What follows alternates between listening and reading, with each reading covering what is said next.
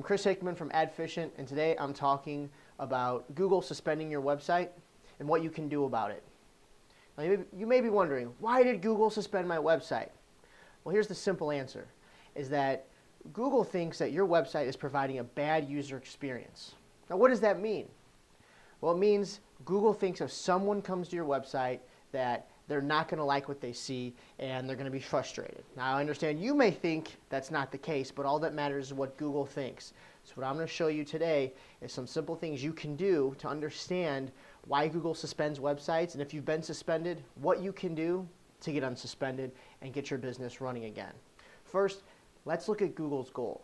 Google's main goal as a company is so that someone finds what they're looking for in the first search and they're happy with what they see. So if someone comes to your website and it's not a good experience, they're going to think, oh, this website wasn't good, but they're going to blame Google for that because Google sent them to your website, even though it was your fault. And if they do this enough times, they're going to end up going to Yahoo or Bing, and Google doesn't want that. So that's why Google's going to make sure that people are happy with what they see. Now you might ask, well, how do I know? Well, this is a simple test that I actually learned from Google. One of the many times I called them, just getting information and doing my research, they told me about something called the grandma test. The grandma test is very simple.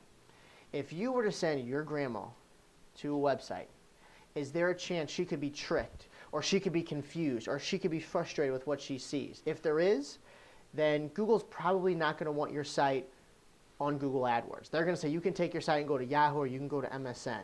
And it doesn't matter what you're spending. If you're spending $1 million, $5 million a year, they don't care. All they care about is the good user experience. Now I'm going to share with you the 3 biggest things I've seen since I've been working with people who've been suspended and why they've been kicked off Google. The first reason why I see websites get kicked off is because you've got information on your website, but you force someone to give their contact information to get the information they want. That means all they can do is leave your site or give their contact information. Google hates that. I think we all hate it. You have to give them some options. You can't make them give you their name and information or leave. So don't do that. Second biggest reason I've seen is the way we collect information. It's okay to collect a name. It's okay to collect an email address. But if you're going to do that, you have to let people know. If you're going to be sending them emails, how often? And if they want to stop receiving those emails, what they have to do to unsubscribe. So if you just collect information, you don't disclose what you're going to do with it, then Google's not going to be okay with that because they get a lot of complaints from people getting spam and they unsubscribe and they still get emails, and Google just says, we're not going to deal with it. Now the third biggest reason I've seen, and this is kind of tricky and it does take a little bit of time to understand this one, but it's people making unrealistic claims on their website. It's an unrealistic claim. So you're going to say something that can't be verified. And you may say, well, what's an unrealistic claim? It's simple. Pretend that person working at Google is looking at your website, and they're going to say, I don't believe this is true. How can you prove to them it's true? If you can't prove to them it's true, then they're going to say, this comes off your website or you don't advertise. That's very important. So make sure if you have claims on your website, if you have a product, if you have a service, that you can verify every claim you make. For example, if you say you have a diet pill and you can lose 50 pounds in 30 days with no exercise and eat whatever you want, that's an unrealistic claim. I know that's a stretch, but it's a very large unrealistic claim.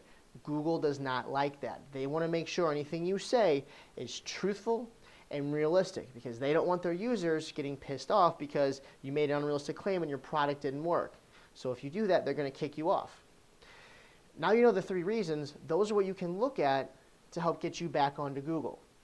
Now, if you've been suspended, what do? You're not on, your ad's been shut down, you've got the emails from Google. Well, the first thing you want to do is you want to look at those emails that they sent you and see why you've been suspended. Now you may say, they're generic, I have no idea. That happens. So you call in and you say, what's going on? Well, the first thing is if you've called in once or you've emailed them once and gotten a response from them based on you contacting them and you didn't get a definitive answer, stop asking them because they're just going to give you another copy and paste templated email pointing you to their policies and their guidelines. That's not going to help you. And every time you call in, they're going to keep track of that. And after you call in enough times, they're simply going to say, we're not going to work with you or anyone representing your business. You are completely suspended and you cannot get back on. So it's important. If you are kicked off, don't call in more than once until you know what's going on. Now the tips I just gave you, the 3 tips. forcing someone to give their contact information, how you collect information, and having unrealistic claims. First, look and see if your website is doing one of those three, and if it is, fix it. And after you fix it, then you can call back in and say, I'd like to resubmit my site to be reviewed. Or you can send an email to do that. But it's important you identify what the problem is first, because if you don't know and you keep calling in, your website and your business is going to be completely blacklisted from Google, and you don't want that. And if you've done everything and you still can't figure out what it is, then it's time to get professional help. Because remember, if you keep calling into Google, you will be blacklisted. And opening a new account will not work. Having a friend open something up for you will not work. You have to fix your business model, and a lot of times it's doing small changes. Maybe it's changing a sentence, maybe it's adding a privacy policy, or maybe it's doing more. But that's where having a professional help you can help get your business back on and stay on. That's the key, is you don't want to be on for a week or two, you want to stay on. So if you've been suspended by Google, now you should have a good idea of why you've been suspended, or a little bit better of an understanding why you've been suspended and what you can do to get back on Google. I'm Chris Hickman with adfishing.com. Thank you.